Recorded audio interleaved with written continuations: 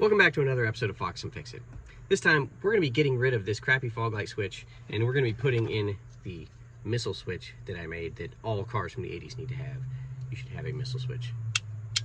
And if you have some sort of kit car / Airwolf mount for it, that's even better. So, today, missile switch in, crappy switch out. Yoink! The dash on the Ram 50 is uncut, it is unblemished, it doesn't have any cracks, it doesn't have any extra crap put in it. So, what I need to do is I need to utilize the space I have. And this truck no longer has cruise control because somebody removed everything when they put the Weber on. So now I have a hole I can use in the dash, but I don't have to cut anything new. That's what I'm saying. So what we're going to do basically is that switch is going to end up somewhere around there. Like that. Plan is I'm going to take this old switch out, but I'm going to utilize this switch base, hopefully, to give me the angle I need here to mount it. Should be able to just sort of push that switch out by maybe. You just release the tangs on this and that pushes this out and it comes right out. Don't save those are garbage. Now we should be able to somehow cut this down in a way that we can utilize it for this. Now, we're good on height. We just need to make this thing a lot wider than it is. No problem.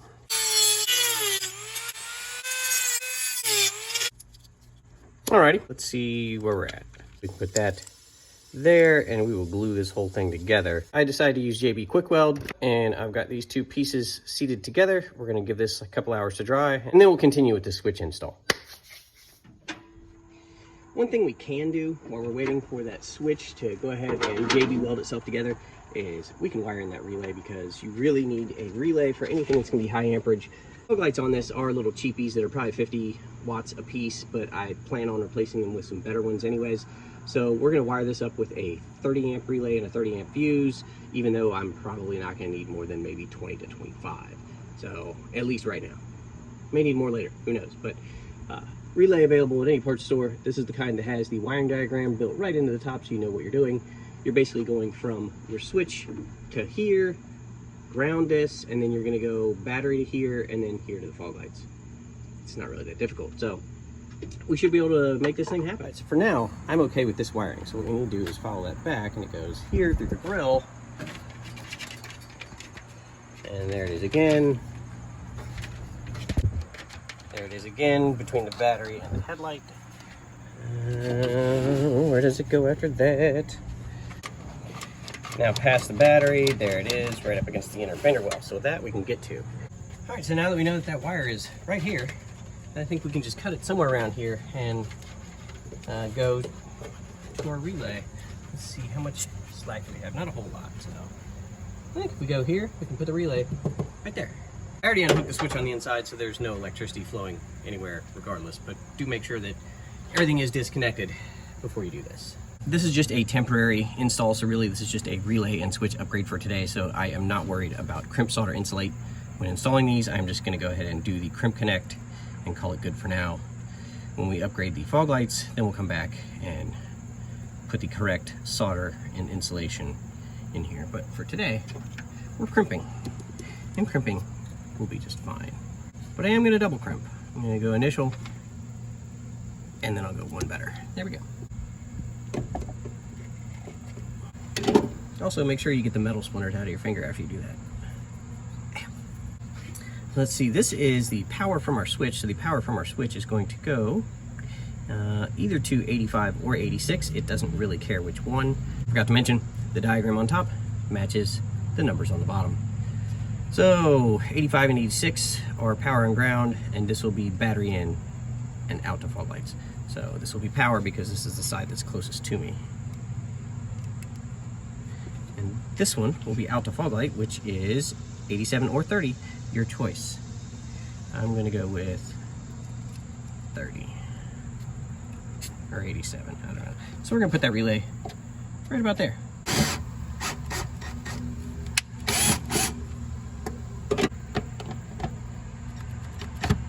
There we go. Since black is positive on this, we don't want to use black as ground. Note to self. All right, hopefully if you've been doing this a while like me, you've got a box of many wires. Lots of colors here today. Let's see, we've already used black, so let's use white for ground. Huh.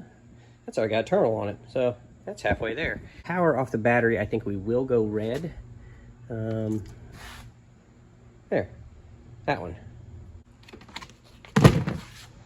Actually, I've just had a change of thought, and for safety's sake, we're going to use one that's got plastic insulation on the outside. Yeah, safety third. Well, at least second today. It was a second thought.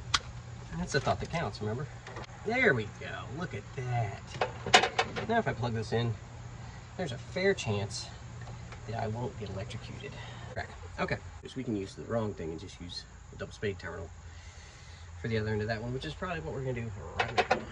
And I don't have one of these that is of the small enough size on the inside, so what I'm going to do is I'm going to do the completely wrong thing, and I'm just going to fold this over and double it up so it's thicker.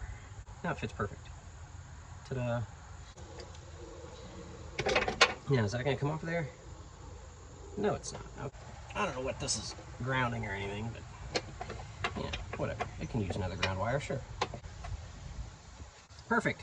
I know I'm going to get criticism for this, but keep in mind, I already said this is temporary. So when I find better fog lights, I'm going to have to get rid of all this wiring because it's just going to be too small for anything more than the current 50 watts that are there.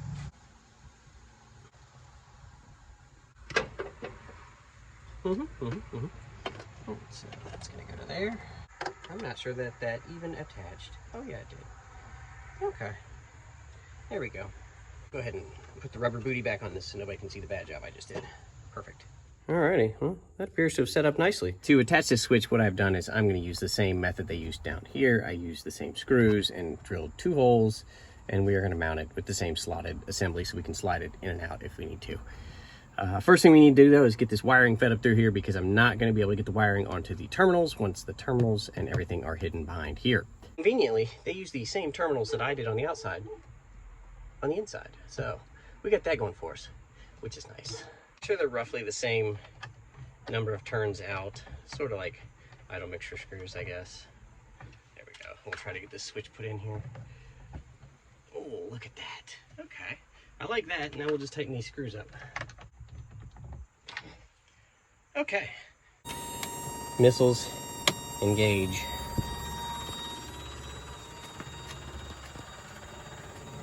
Oh, yep. They're working all right. Let's disarm the missiles and make sure they turn off. Yep. Okay, so those are now wired correctly with a relay like they're supposed to be. And the relay's nice and tucked away from everything. Nice and safe. We even used some correct connectors for some of it and some incorrect for the others. What are you gonna do? Yeah, that's gonna do it for today. We've got our missile switch installed for our fog lights instead of the one that was located under the fuse panel that was gonna cut my legs every time I get in and out of the truck. And don't forget to like, share, and subscribe. As long as you do that, we'll probably see you next time.